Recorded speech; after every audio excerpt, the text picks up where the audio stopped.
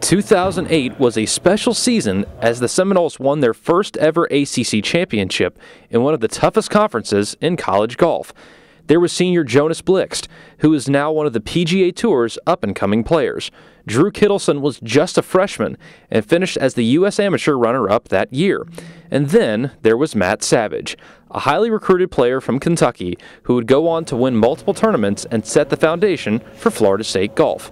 And now, Savage has returned to Tallahassee in a different role, this time as an assistant coach, to keep building one of the nation's premier golf programs. The moment I got the job here, and I just felt like a new person, really, and I was really excited to be a part of something again, and I was looking forward to the next day, and I'd get here, early in the morning and work out and just be here all day. He's never left the program.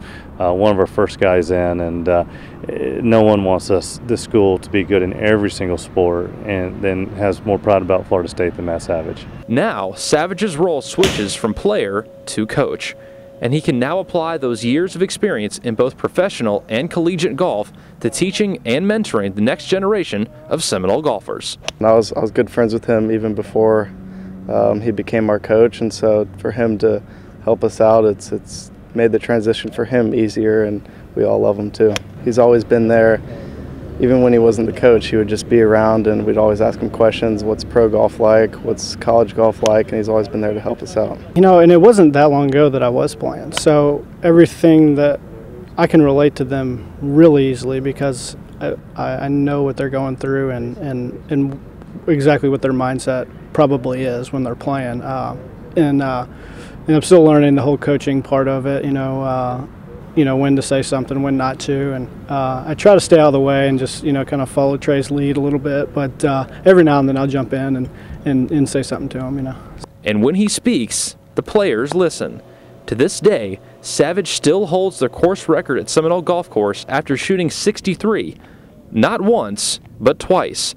But while the career achievements and tournament championships are great accomplishments, Savage could always be counted on to lead by example.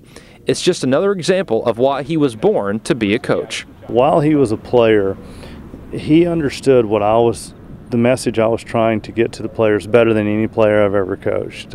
Some players, you tell them you want to do something, you got to go over and tell them why. You got to explain, here's the reason, here's the objective. Matt would go to the players and say, this is why coach is doing this. This is why coach is hard on us. This is what we need to do. He's always had that ability, and I've told people from the time he was a sophomore in college that Matt is a great player and will always be a great player, but of all the people, he understands what we're trying to do and what we need to do more than any player I've ever had the opportunity to coach. Tell them things in a way that they'll appreciate it and take it. Because I try to remember what it was like when a coach said something to me and what I thought about it. So I try to approach it that way. True Seminole. I mean, when we had a chance to win a national championship, Matt dropped what he was doing from playing standpoint, got in his car, and he rode the team bus into the semifinal round. So he's never left us. So as Florida State looks to make another run at the NCAA Finals this season, Savage will be there every step of the way. I'm Scott Kotick reporting for Seminoles.com.